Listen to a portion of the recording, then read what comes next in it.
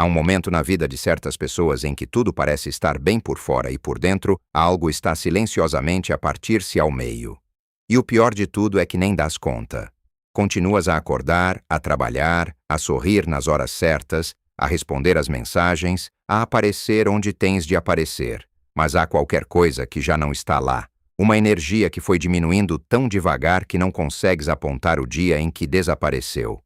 É como aquela luz da casa de banho que começa a piscar e tu vais adiando trocar a lâmpada porque ainda dá para ver. Até que um dia chegas a casa e está completamente às escuras, e só aí percebes que devia ter feito isso há muito mais tempo.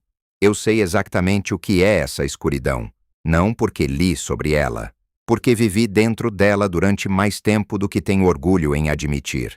Durante um bom par de anos, andei a funcionar em piloto automático com um cansaço que não tinha nome. Não era o cansaço de quem trabalha muito. Era outro tipo de coisa, mais fundo. Era o cansaço de alguém que passa os dias inteiros a dar e que raramente, ou mesmo nunca, para verificar se sobrou alguma coisa para si próprio. Chegava ao fim do dia completamente vazio e não percebia por quê. Dormia e acordava com a mesma sensação de peso. Tomava café. Continuava. E repetia tudo no dia seguinte como se fosse completamente normal sentir-me assim. O mais curioso é que a minha vida vista de fora não tinha nada de errado. Tinha pessoas à minha volta. Tinha coisas para fazer. Tinha uma rotina que funcionava. E foi exatamente isso que me impediu durante tanto tempo de levar o meu próprio cansaço a sério. Porque quando não há uma razão óbvia para te sentires mal, começas a achar que o problema és tu, que és fraco, que estás a exagerar, que devias ser capaz de gerir melhor. Mas a verdade que demorei demasiado tempo a perceber é que esse cansaço sem nome não aparece por acaso, tem uma origem muito concreta, e quando finalmente consegues ver essa origem com clareza, é uma daquelas coisas que não podes desver. Muda a forma como olhas para tudo o que aconteceu até aí. Há um padrão que se instala de forma tão suave, tão gradual, que quando acordas, para ele já está completamente enraizado na tua vida. Não é um evento, não é uma decisão consciente, é uma acumulação de pequenos momentos em que foste escolhendo os outros antes de ti. E cada um desses momentos, por si só, parecia completamente razoável. Parecia até a coisa certa a fazer. O problema é que quando os somas todos, o resultado é uma pessoa que se perdeu a si própria a tentar que toda a gente à sua volta estivesse bem. E é aí que começa a verdadeira história. Não no colapso, não no momento dramático em que tudo desmorona, mas naquele momento muito mais silencioso e muito mais perigoso, em que percebes que há demasiado tempo que não sabes quem és, quando não estás a ser útil para alguém. Se chegaste até aqui e algo nisto te tocou, faz-me um favor. Carrega em gosto e subscreve o canal. Pode parecer pouco, mas para mim significa que isto está a chegar a quem precisa de ouvir. E essa é exatamente a razão pela qual continuo a fazer isto. Mas para perceber como é que cheguei a este ponto, tenho de te levar um pouco mais atrás. Não para uma data exata, para um tipo de momento. Aquele primeiro momento em que disseste sim quando todo o teu corpo estava a pedir que dissesses não. O meu foi numa tarde de semana, há alguns anos. Estava genuinamente esgotado. Tinha tido uma semana pesada, tinha coisas minhas por resolver, e o que mais queria era simplesmente fechar a porta e ficar em silêncio durante umas horas. Foi exatamente nessa altura que me chegou um pedido de ajuda de alguém próximo. Não era uma emergência, era uma daquelas situações que podia esperar, que tinha solução fácil, que não precisava de mim especificamente. Mas eu estava lá, e era mais simples dizer que sim do que explicar que naquele momento não tinha nada para dar. Portanto, disse que sim. Fui. Resolvi. Voltei para casa ainda mais vazio do que quando tinha saído. E no dia seguinte acordei com aquela sensação de ter dormido mal mesmo tendo dormido o suficiente. Essa sensação ficou. E eu fui varrendo-a para baixo do tapete porque havia sempre mais qualquer coisa para fazer por alguém. O que não percebi nessa tarde, e que só muito mais tarde fui conseguir ver com clareza, é que aquele momento não foi um acto de generosidade. Foi o início de um contrato que eu assinei sem ler as condições. Um contrato que dizia que a minha energia, o meu tempo e o meu espaço interior estavam disponíveis para toda a gente excepto para mim. E cada vez que repetia esse padrão, estava a renovar esse contrato automaticamente sem me dar conta. A generosidade verdadeira tem raízes. Vem de um lugar cheio, de uma escolha consciente, de alguém que se deu o suficiente a si próprio para ter algo genuíno para oferecer. O que eu estava a fazer não era isso. Era outra coisa. Era dar o que não tinha. Era esvaziar um reservatório que nunca tinha tempo para encher. E reservatórios que só dão e nunca recebem chegam sempre ao mesmo sítio. O problema não foi teres ajudado. Nunca foi isso. O problema foi o que paraste de fazer a ti mesmo enquanto o fazias. E isso, como vais perceber a seguir, tem consequências que vão muito mais além do cansaço. Ninguém te entrega um papel escrito com o teu nome e te diz que és responsável por toda a gente. Isso nunca acontece. O que acontece é muito mais subtil e muito mais difícil de detectar. Acontece em silêncio, ao longo de meses ou anos, através de pequenos momentos em que foste sendo o mais estável, o mais disponível, o mais capaz de gerir o caos sem entrar em pânico. E as pessoas à tua volta foram aprendendo isso sobre ti. Foram calibrando as expectativas. Foram percebendo que podiam contar contigo para quase tudo. E tu, sem te dares conta, foste aceitando essa versão de ti mesmo, como se fosse a única que existia. Eu lembro-me do momento exato em que percebi que tinha deixado de ser uma pessoa e tinha passado a ser uma função. Não foi um momento dramático.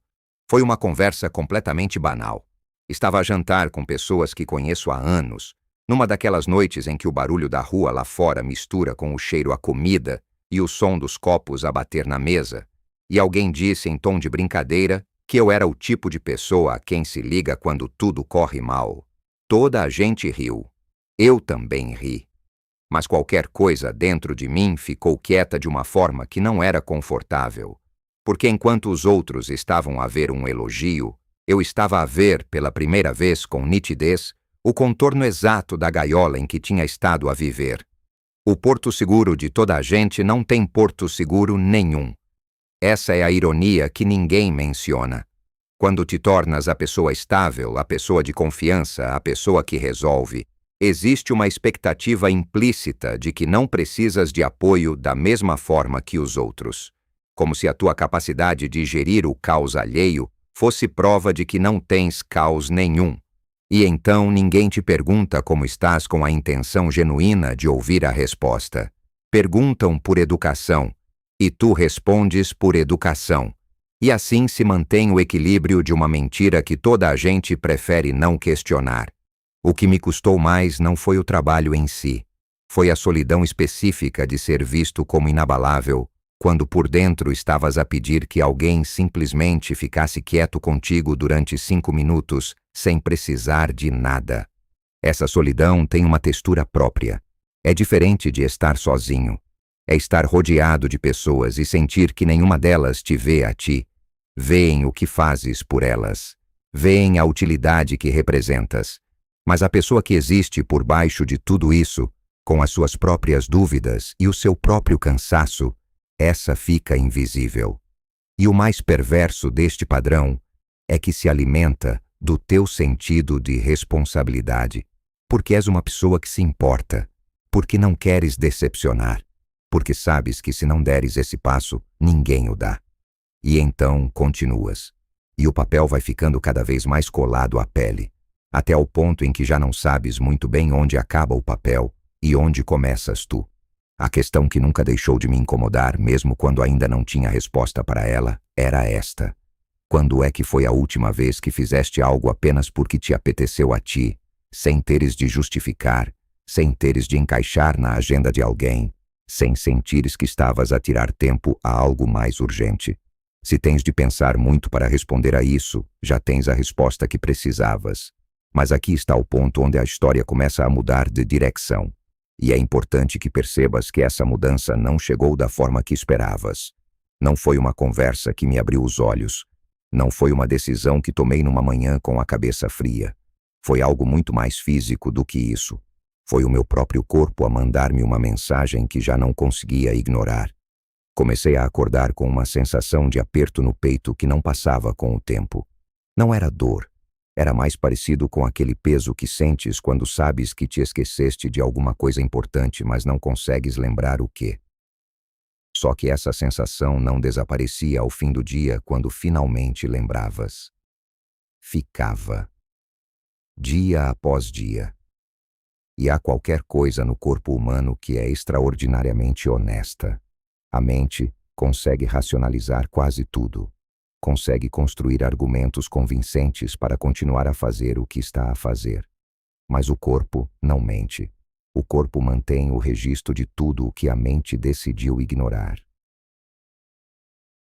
E chega sempre um momento em que esse registro vem ao de cima de uma forma que não dá para continuar a varrer para baixo do tapete. Foi nesse momento que algo em mim percebeu que estava prestes a acontecer uma mudança. Não uma mudança que eu escolhi. Uma mudança que se estava a preparar há muito tempo, por baixo da superfície, sem pedir a minha opinião. Como quando a terra range antes de se mover. Não sabes exatamente quando vai acontecer, mas sabes que vai. E sabes que quando acontecer, nada vai ficar exatamente no mesmo sítio onde estava. O que ainda não sabia era se ia conseguir ficar de pé quando chegasse essa hora. A pessoa que toda a gente admirava por ser tão forte estava, na verdade, a desaparecer aos bocados. E ninguém deu conta, nem eu próprio, durante muito tempo. Aquele aperto no peito que te descrevi continuou durante semanas. E o estranho é que a vida lá fora seguia completamente normal. As pessoas continuavam a ligar, continuavam a pedir, continuavam a assumir que eu estava bem porque eu continuava a aparecer e a funcionar. E eu deixava, porque ainda não tinha encontrado as palavras certas para explicar o que estava a sentir. E quando não tens palavras para uma coisa, é muito mais fácil fingir que essa coisa não existe. Mas há uma noite que ficou gravada com uma clareza que o tempo não apagou. Estava sentado à mesa da cozinha, tarde, com uma chávena de chá que já tinha arrefecido completamente porque me tinha esquecido de a beber. O silêncio lá dentro contrastava com o barulho surdo de um carro que passou lá fora. E eu estava a olhar para o ecrã do telemóvel com mais 4 mensagens à espera de resposta. Todas de pessoas diferentes, todas com alguma coisa que precisavam de mim. E pela primeira vez na vida, senti uma coisa que nunca tinha sentido antes, em relação a pessoas de quem genuinamente gostava.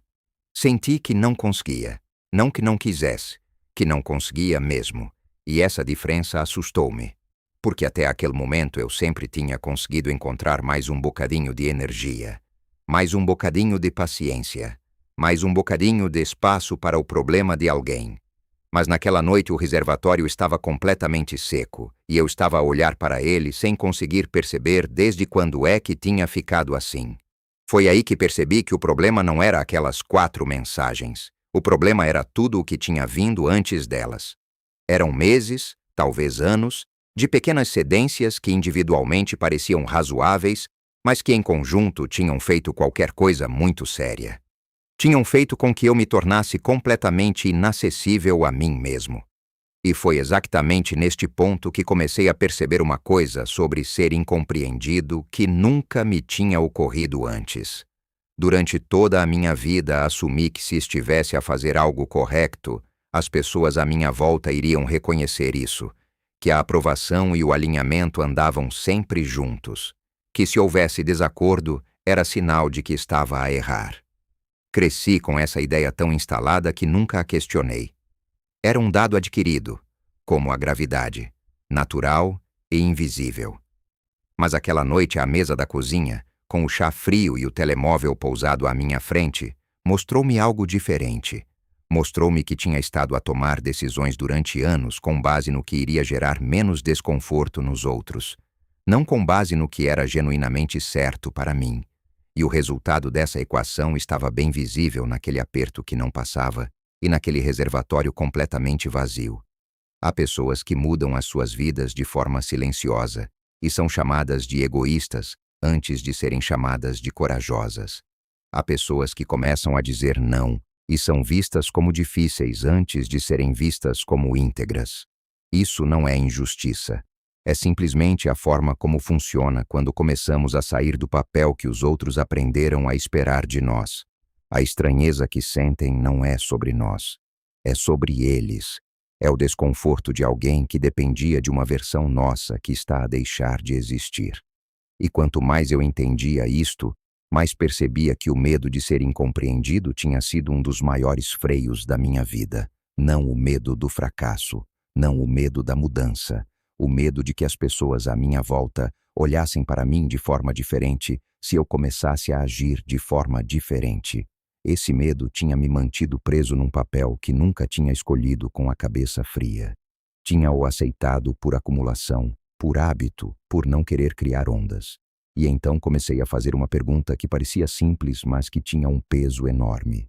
Que versão de mim é que eu estava a proteger ao ter tanto medo de ser mal compreendido?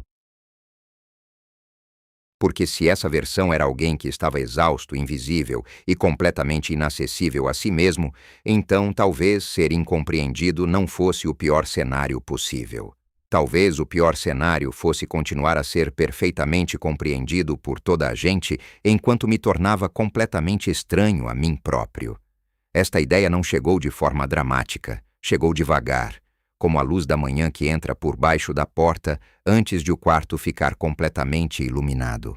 Mas quando chegou, mudou qualquer coisa fundamental na forma como eu estava a ver a minha situação. Porque até aquele momento eu tinha estado a fazer a pergunta errada. Estava a perguntar como é que ia conseguir continuar a dar o que os outros precisavam sem me sentir tão vazio. Mas a pergunta certa era outra.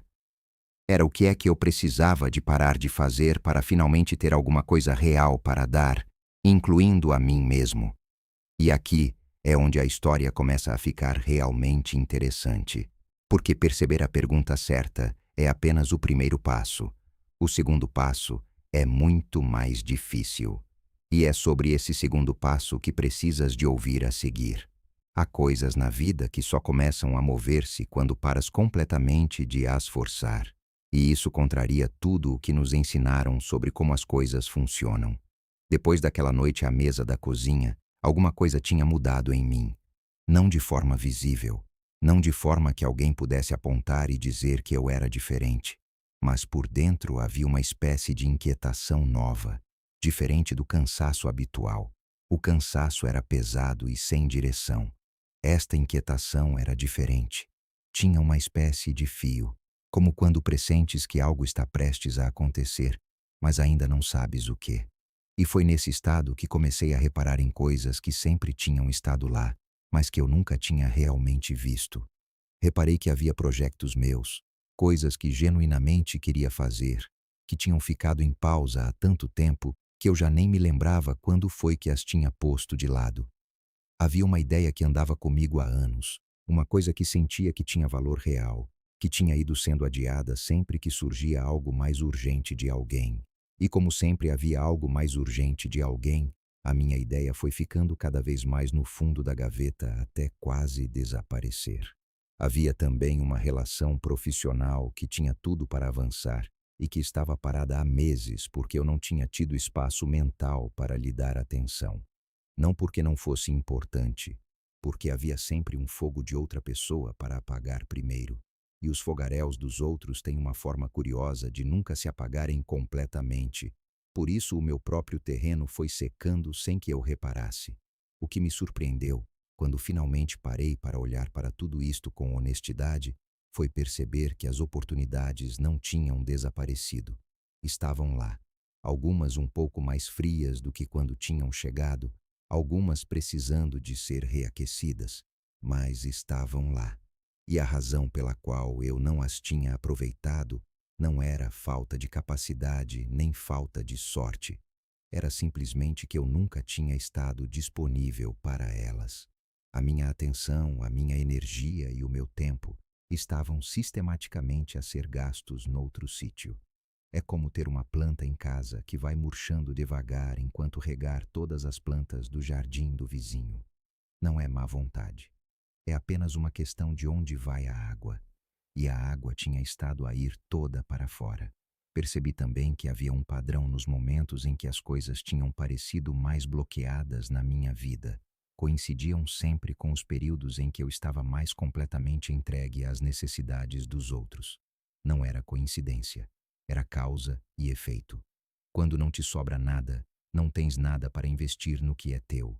E o que não recebe investimento não cresce. Assim de simples, assim de brutal. E foi aqui que algo começou a mover-se de uma forma que não esperava. Não foi uma decisão grande, não foi uma ruptura dramática, foi uma coisa pequena. Um dia decidi que ia dedicar 1 hora a essa ideia que andava comigo há anos. Não para a terminar, não para a tornar perfeita. Apenas para ver se ainda estava lá, se ainda fazia sentido, se ainda havia algum pulso naquilo. Fechei o telemóvel, sentei-me e comecei. E o que aconteceu nessa hora foi uma das coisas mais estranhas e mais claras que já experienciei. Era como ligar a eletricidade numa divisão que tinha estado às escuras durante demasiado tempo. As coisas ainda estavam lá. A ideia ainda tinha vida. E eu apercebi-me de que tinha saudades de mim próprio de uma forma que não sabia que era possível ter saudades de alguém. Essa hora não resolveu nada de forma prática, mas fez algo mais importante. Mostrou-me que o bloqueio nunca tinha sido externo. As portas que eu achava que estavam fechadas estavam apenas fechadas por dentro. E a chave estava comigo o tempo todo. Mas aqui está a parte que a maioria das pessoas não espera ouvir. Essa pequena mudança, esse único passo, não aconteceu em silêncio. Teve consequências imediatas.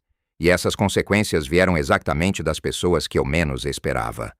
Há um grupo de pessoas que sente de forma mais intensa quando alguém à sua volta começa a mudar de direção. Não são os inimigos. Não são os estranhos. São exatamente as pessoas mais próximas. As que mais tinham beneficiado do teu padrão antigo. As que tinham construído uma relação contigo baseada numa versão tua que estava agora a começar a transformar-se. E a reação delas não foi o que eu esperava. Não houve confronto. Não houve conversa direta. Houve algo mais subtil e, de certa forma, mais difícil de gerir. Houve um silêncio ligeiramente diferente.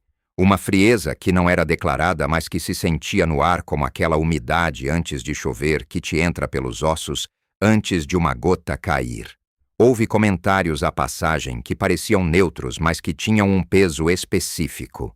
Houve a sensação clara de que a minha pequena mudança tinha criado uma onda que eu não tinha previsto. E a questão que ficou a flutuar no ar, sem resposta naquele momento, era esta: será que estava a fazer algo errado? Ou será que estava finalmente a fazer algo certo pela primeira vez em muito tempo?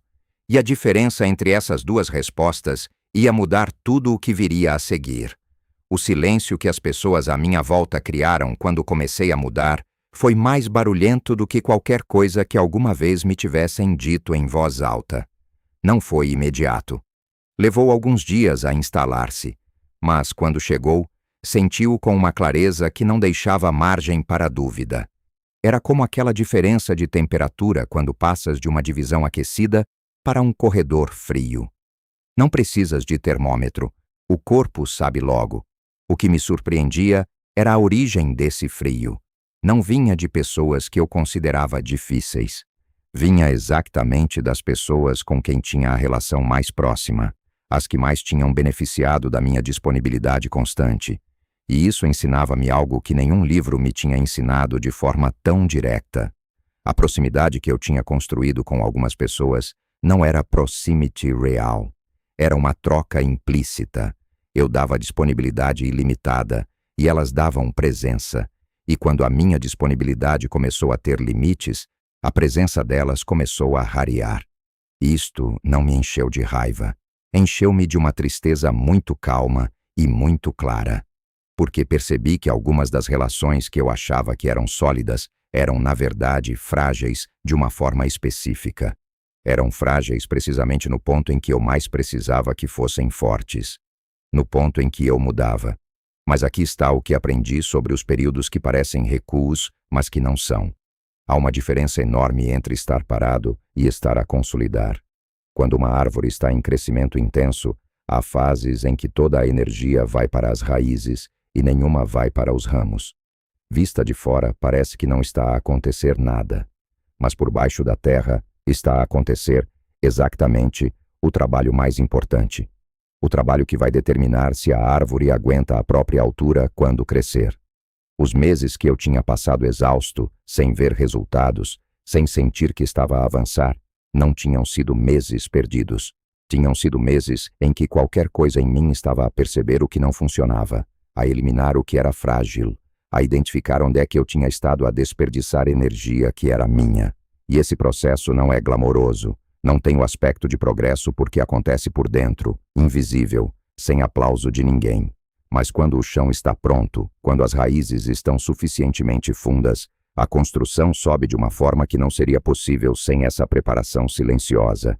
E eu estava prestes a perceber isso na prática. A ideia que tinha tirado da gaveta naquela hora que decidi dedicar-me a mim próprio começou a tomar forma. Não de forma explosiva, de forma constante. Cada dia que lhe dava um bocadinho de atenção, ela devolvia qualquer coisa. Uma clareza nova. Uma ligação que fazia sentido. Uma direção que começava a parecer menos vaga e mais concreta. E ao mesmo tempo que isso acontecia, comecei a reparar em coisas que antes não via. Oportunidades que tinham estado à minha frente e que eu não tinha conseguido processar porque a minha mente estava permanentemente ocupada a gerir o caos alheio. Conversas que podiam ter ido para algum lado e que eu tinha deixado morrer por falta de seguimento. Portas que estavam entreabertas e que eu tinha passado à frente sem dar conta porque estava a olhar para o lado errado. Não eram oportunidades novas, eram as mesmas, só que agora eu tinha espaço para as ver. E essa diferença era enorme. O período silencioso tinha sido, afinal, o trabalho mais honesto que eu tinha feito em muito tempo. Só que é muito difícil reconhecer isso quando estás dentro dele. Quando estás dentro, parece estagnação, parece falhanço, parece que toda a gente está a avançar menos tu. Mas não é isso. É o teu sistema a fazer uma limpeza que era necessária antes de qualquer avanço real ser possível. E foi neste ponto da minha história que aconteceu algo que não esperava. Uma conversa. Não planeada. Não com a pessoa que eu teria escolhido se tivesse podido escolher, mas com a pessoa certa, no momento certo, que me disse uma coisa tão simples que quase me pareceu banal, e que ficou comigo de uma forma que as coisas complicadas raramente ficam. Estava num sítio que frequentava às vezes, num daqueles dias em que a luz da tarde entra de lado e faz com que tudo pareça um pouco mais lento e mais quieto do que é na realidade. Havia o cheiro habitual de café e o murmúrio de conversas que não se percebem, mas que criam uma espécie de ruído de fundo confortável. E uma pessoa mais velha que eu, alguém que eu conhecia superficialmente, mas com quem nunca tinha tido uma conversa real, sentou-se perto e disse qualquer coisa que não estava a dirigir especificamente a mim, mas que eu ouvi como se estivesse. Disse que passou a primeira metade da vida inteira com pressa de chegar a algum lado, e que só na segunda metade percebeu que a pressa tinha sido a única coisa que a tinha impedido de chegar. Não disse mais nada sobre o assunto. Voltou ao seu café. E eu fiquei com aquilo a girar na cabeça durante o resto do dia, porque era exatamente o oposto do que eu tinha estado a fazer.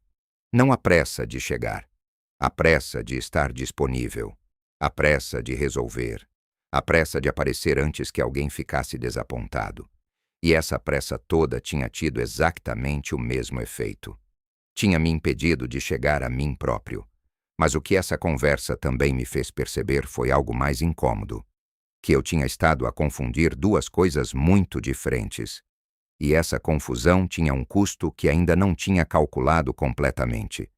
Descobri que tinha estado a sabotar-me a mim próprio de 5 formas diferentes em simultâneo.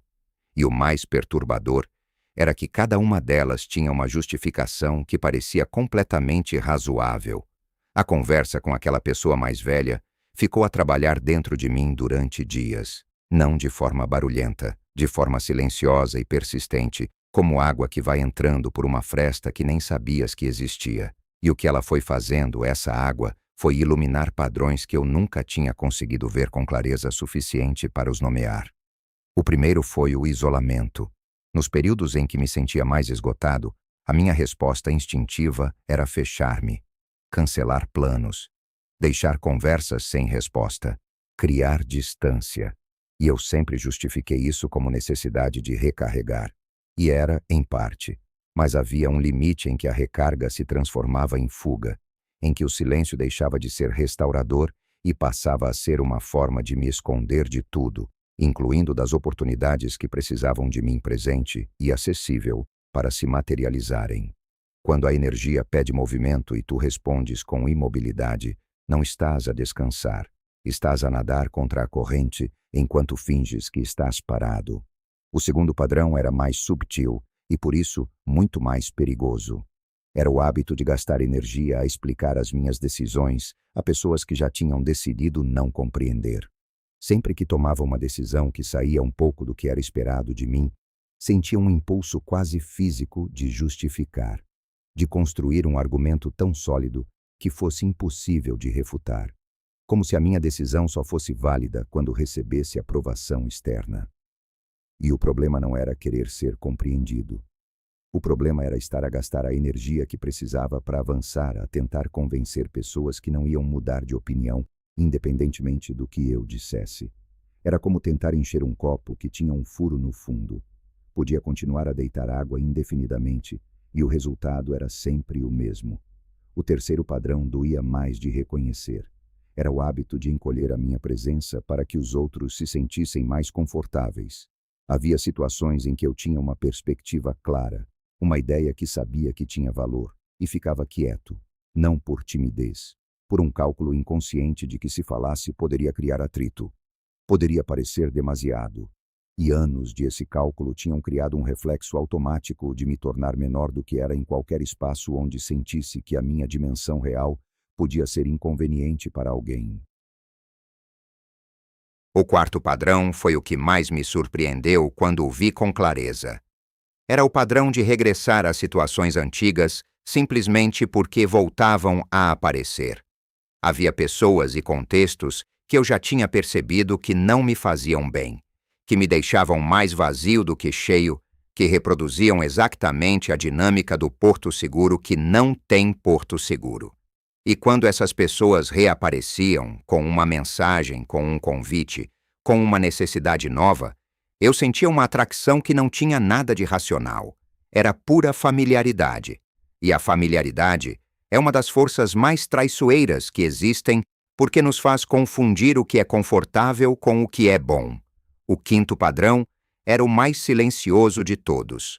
Nos momentos em que havia espaço para criar algo, para iniciar algo, para dar um passo na direção do que era meu, eu consumia, lia, pesquisava, organizava, planeava, e havia sempre uma justificação perfeita.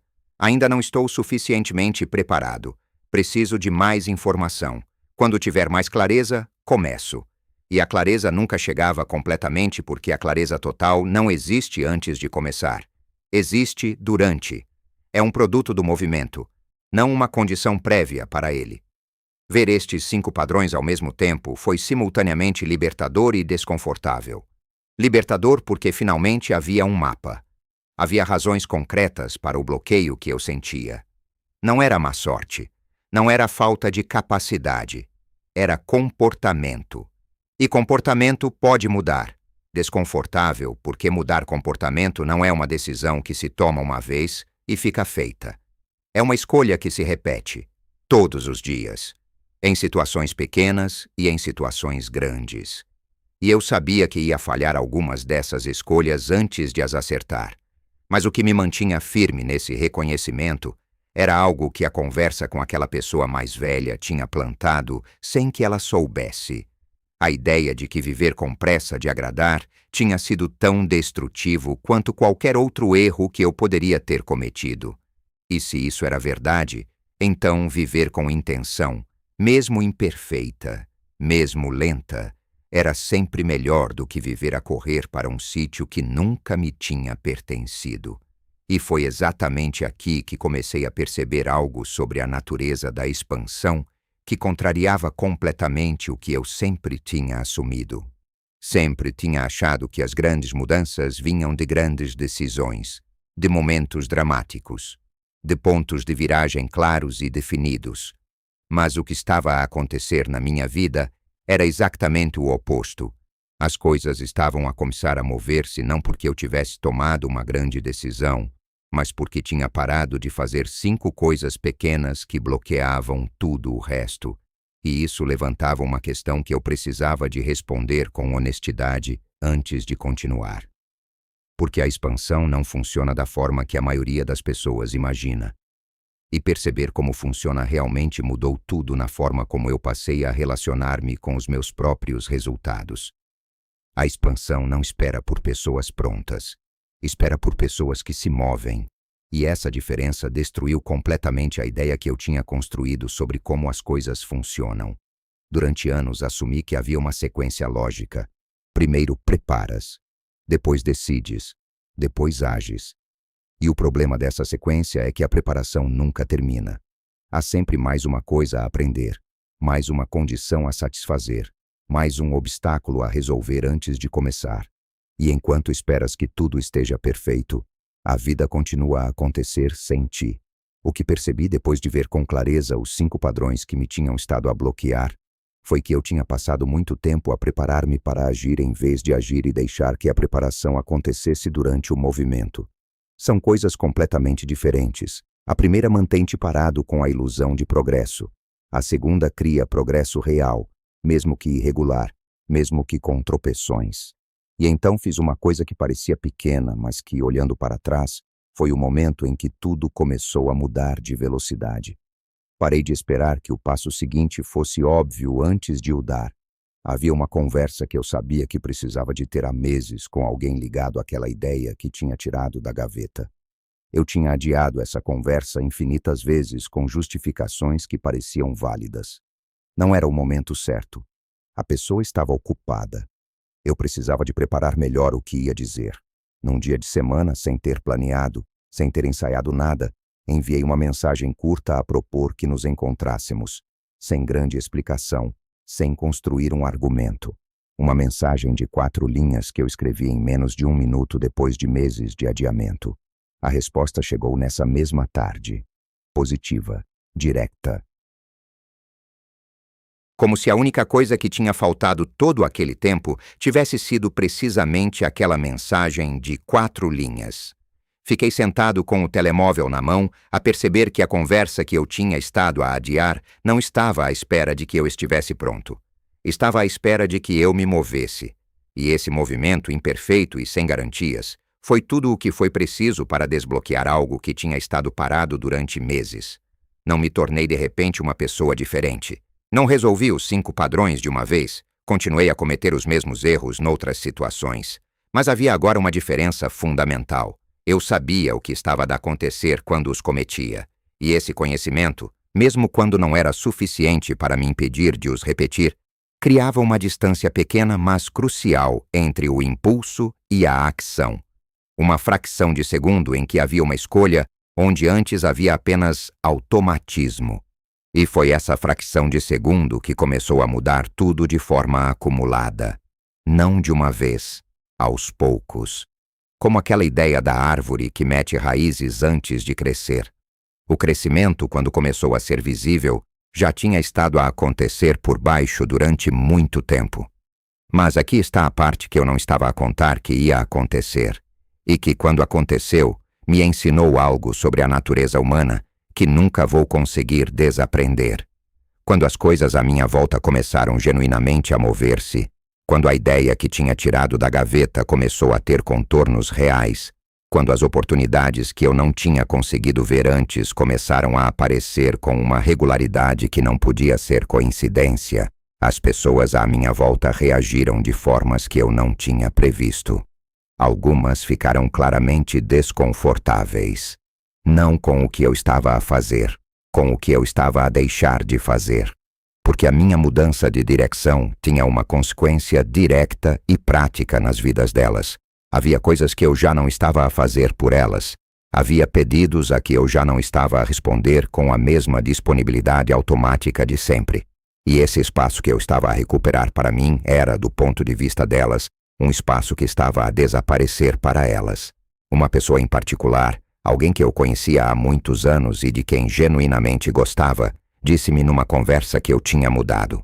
Não disse de forma carinhosa, disse de forma acusatória, como se mudar fosse uma traição, como se a versão de mim que existia para servir às necessidades dela fosse a versão legítima e esta nova versão fosse uma impostura. Fiquei quieto durante aquela conversa, não por falta de resposta, mas porque percebi enquanto a ouvia falar que o que ela estava a descrever como mudança negativa era exatamente o que eu descreveria como recuperação. Ela estava a sentir falta de alguém que eu tinha deixado de ser, e eu estava aliviado por já não ser essa pessoa. E essa diferença de perspectiva era tão completa, tão irreconciliável, que qualquer resposta que eu desse seria inútil. Não porque ela estivesse errada sobre os factos, mas porque estávamos a olhar para a mesma realidade com valores completamente diferentes.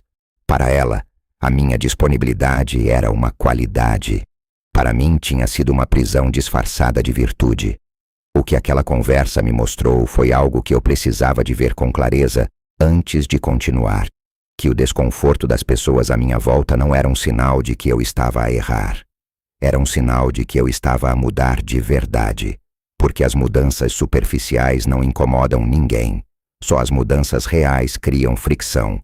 E a fricção que eu estava a sentir era proporcional à profundidade do que estava a transformar.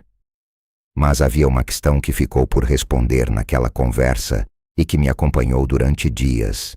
Uma questão sobre o que realmente separa as pessoas que ficam da tua vida quando mudas das que saem. E a resposta, quando chegou, não foi o que eu esperava. Percebi que tinha estado a bloquear a minha própria vida de uma forma tão sistemática e tão invisível que nem eu próprio me tinha apercebido do que estava a fazer. A questão que ficou por responder depois daquela conversa difícil era esta: o que é que separa as pessoas que ficam quando mudas das que saem?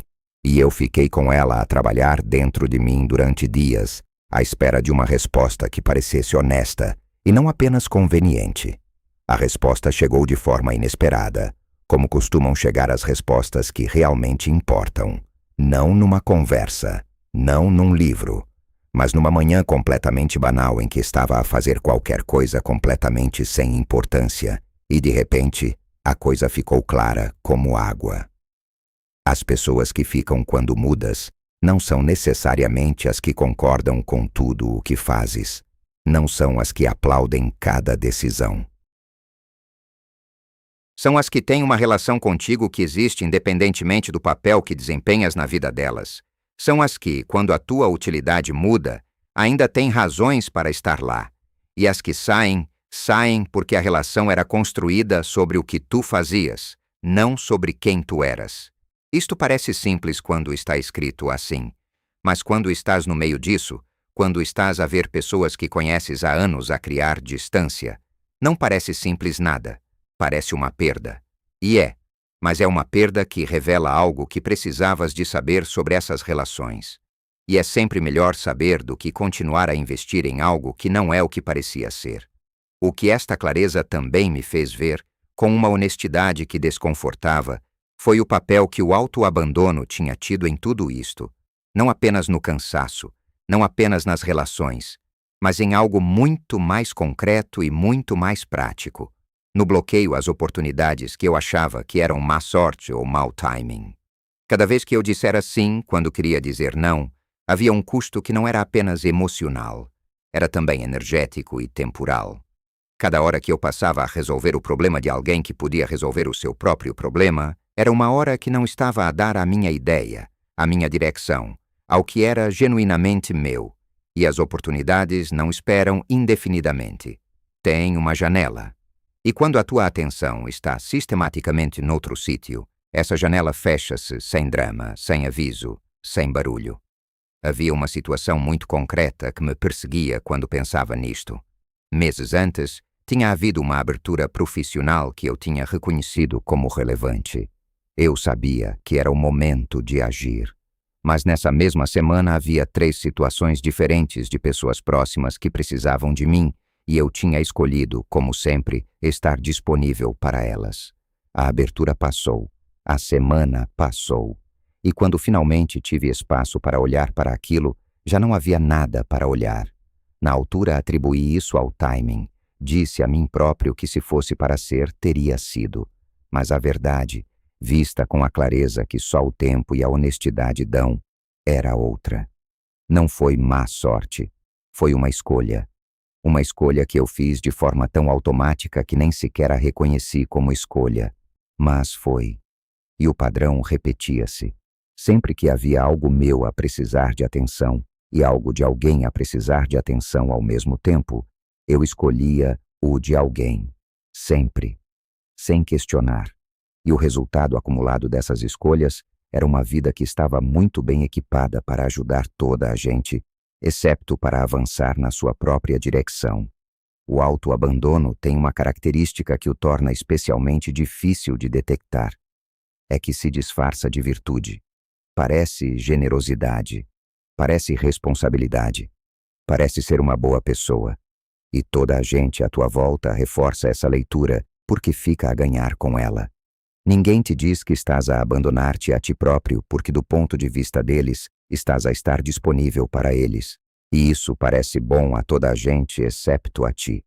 Foi só quando comecei a ver o custo real, não em termos abstractos, mas em situações concretas e oportunidades específicas que tinham passado, que percebi a escala do problema.